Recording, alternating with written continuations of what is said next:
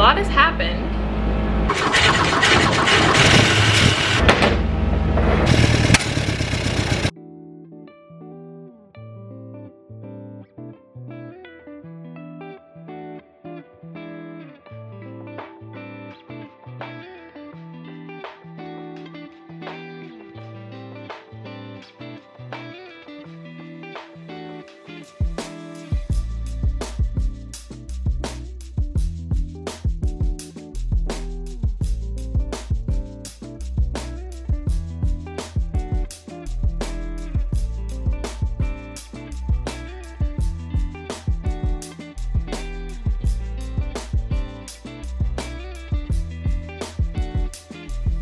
All right, it is carb cleaning time. I have both carbs off the car. I already did this one. Do them one at a time so you have a reference if you don't remember where something goes. But I just basically took this one apart as much as I'm going to do with this one. Sprayed it with carb cleaner. I have new gaskets going on. This is the front carb. On the rear, the jet is sticking out further than it should. It should bottom out against this nut here. I'm not sure why it's doing that. It might not be centered where it should be. So I'm going to figure that out, clean this up, put new gaskets on, put them back on the car, and then work on syncing them. I have a really high idle and it runs super rich, so lots of carb syncing, tuning coming up here.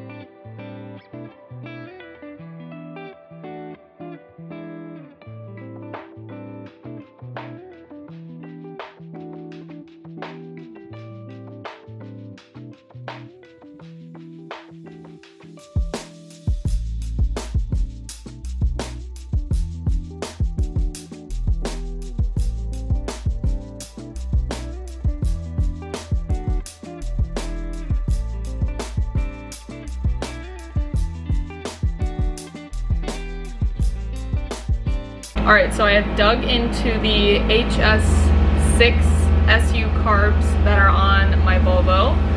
I got these little gasket kits from, I believe it's ipd.com or something like that. It has gaskets for the carb to manifold, carb to air cleaner, the float chamber, a new gasket for the damper, and some little washers, which I didn't figure out until today what they were for. There's a washer and a little rubber grommet for the, or a rubber washer for the fuel pipe that comes from the float chamber to the jet. So I replaced those and I tore them both apart. They, other than being out of sync, I found a few little odds and ends that were off with these. So there could have been an air leak or a leak of some sort coming from any of the main seals. So that's why I got the gasket kit. And then the oil level was not the same, so they were opening and closing at different rates. Let's see what else. The jets were both stuck in different positions. So this is the rear carb. So on this one, the choke in particular, I don't know if you can see, there's a lever here that connects to the bottom of the jet assembly here. This one was stuck in the engaged position. So the jet is moved by this lever, which is moved by the cable that runs to the interior of the car that you pull for a choke on your carbs before you start your car. So this one was stuck open, which would explain why the car is running super rich. That's one reason. All of these spark plugs that I just put in the other day are already black, which is a sign that your car is running super rich. So that's an issue. It has a very low idle right now. I want to raise that. I wanted to do timing and a valve adjustment as well. What else was wrong with these? So from the get-go, how I got it running better than it was the first time I drove it, there's a video on my channel somewhere if you want to go see that. But it sounded like it was running on like 2 cylinders. So I opened the float chamber on the front carb and found that the little valve in there that opens and closes was stuck shut. So it thought that the chamber was full when it was not. It wasn't getting any fuel at all. So figured that out. And then they're also just super dirty, and I feel like there was one more thing. There is, actually, I haven't figured this one out yet. So on this rear carb, I don't know if you can see, but there's this little piece here that connects to the throttle, what do you call this? Let's call it a throttle assembly for now. But it goes in here like so. So when you twist this, this is opening your throttle, which, there's your butterfly, you can see it open and close when I twist this, which is, like I said, the throttle. So there's, if it'll focus, there's quite a bit of play in this one. So there's another difference in the 2 carbs running. Technically they're not identical because they're inverse of each other, but they should run identically. So there were a few differences between the 2. There still are, and I'll have to adjust it once it's on the car. But this is the before. Here's the after. Let me do a little close-up action.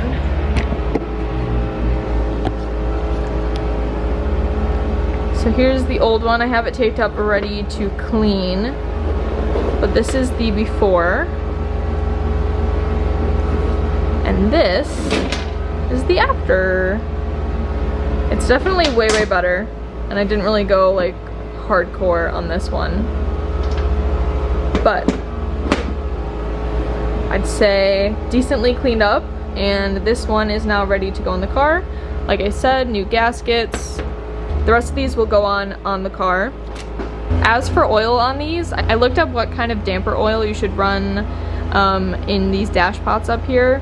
And I read a couple different things, but what I ended up going with was some good old ATF. And then I got this little squirt gun guy so that I can, as accurately as I can, put the same amount of oil in the front as the rear.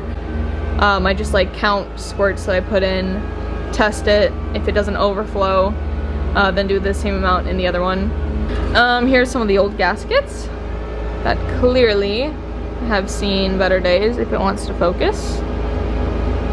So hopefully with the new gaskets being cleaned up, at least attempting to somewhat synchronize them, the car should run a whole lot better. I'm gonna do to this one what I just did to this one, which I know what you're thinking. Why didn't you clean it when it was taken apart? And you would be right. I just am doing it in a different order today. Not for practical reasons, because I forgot to clean it when it was all apart. So I'm gonna do the best I can and then throw them back on the car and see what happens.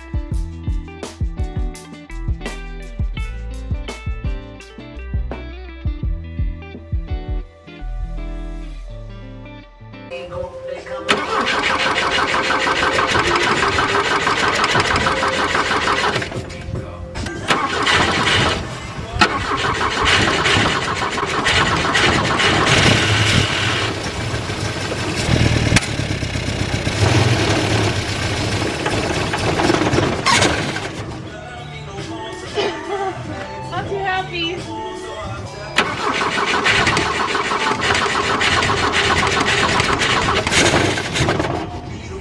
Hold on. We're 66,000% sure that in the upward position is choke off. Yes.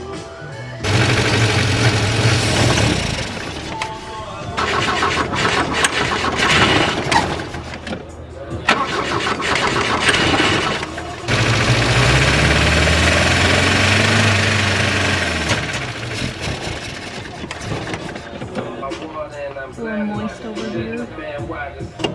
Hold on, hold on. I'm not doing nothing. What was that? Turn signal? Oh, okay.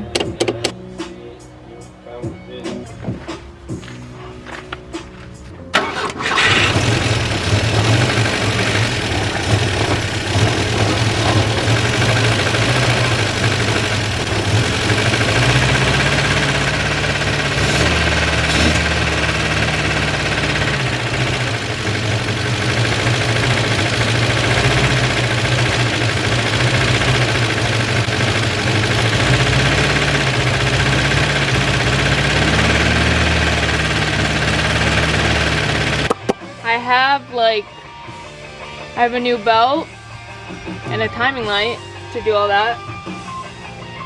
For sure. That would be the right way to do it. Huh? That'd be the right way to do it. I just don't see a 0 or a timing pointer on your...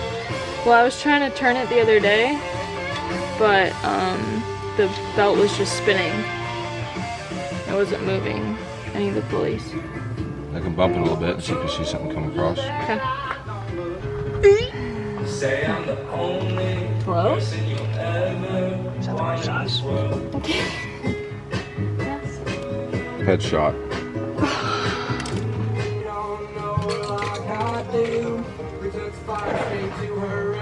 Oh yeah. What the fuck? Yeah. Started on the fan, then rolled the fan over to the floor, right? And the pull unleash.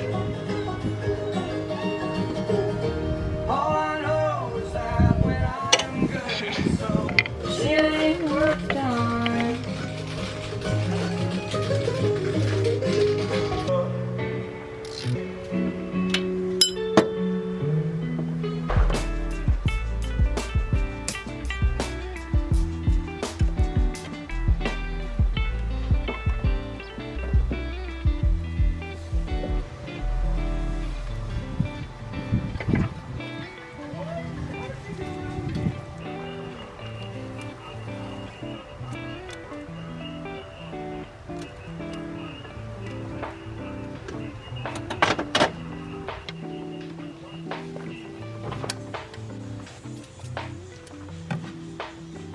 How's it going?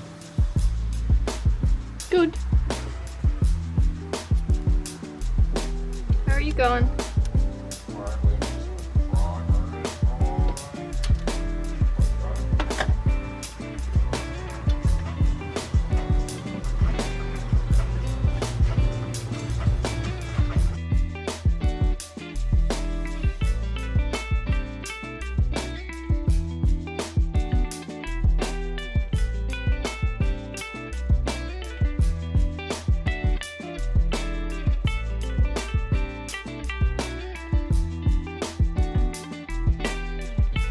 This one's also loose now. Oh, they both had that. Oh. There's a little bit of play because do you see?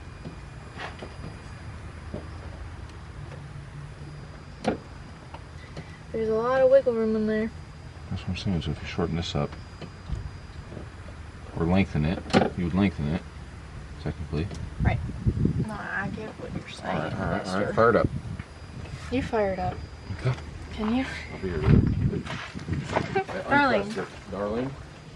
I pressed it pulling You it looked out. at me and you pressed it. Because I unpressed it. I pressed it pulling it out of your fucking pocket. You can't unpress it, darling. What's it do when you press it? That's Just what I was asking. fire it up. The brakes on it. Yeah. Get in there. You're done. Get in there.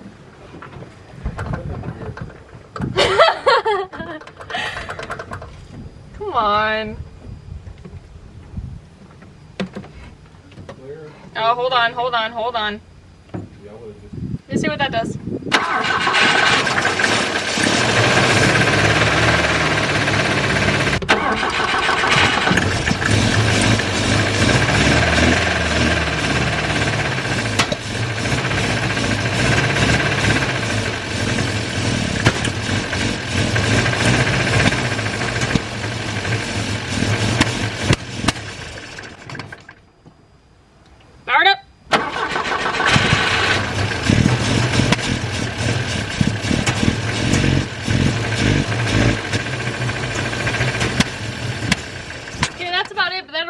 Didn't sound good. Are you neutral? Are you? Huh? No. Wait, whoa, whoa, oh. Okay, darling, one thing at a time.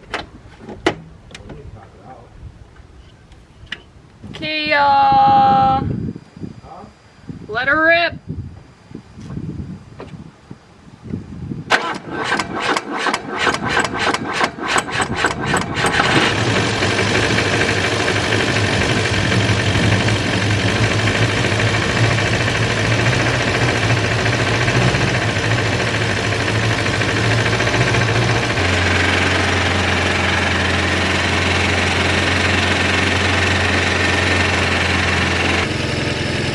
Probably an exhaust leak.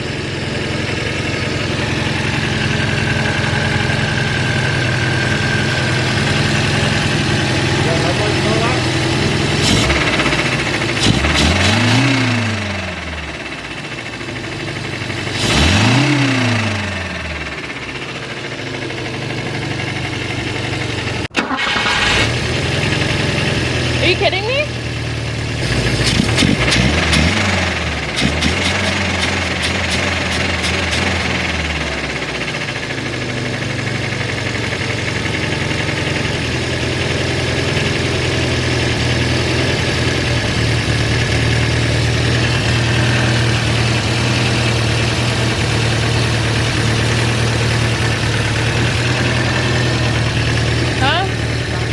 Hey, so shocker, I forgot to film an outro, but I do have some things that I would like to say before this video is over.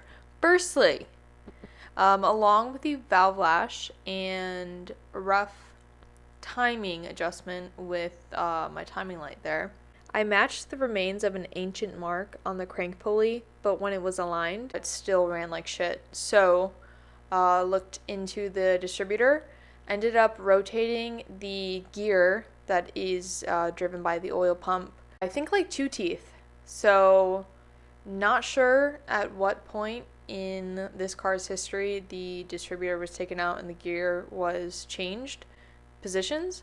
Got it running a lot better.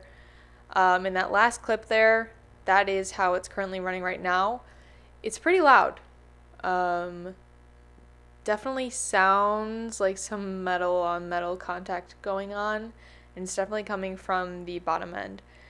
So I'm going to look into that. Thank you guys for watching this video. If you enjoyed the video, please be sure to give it a big thumbs up and hit that subscribe button down below. Coming up on the channel, you will see me attempting to polish the brick. So stay tuned for that. I hope you have a great day or night, whatever it is for you, and I will see you in the next one. Bye!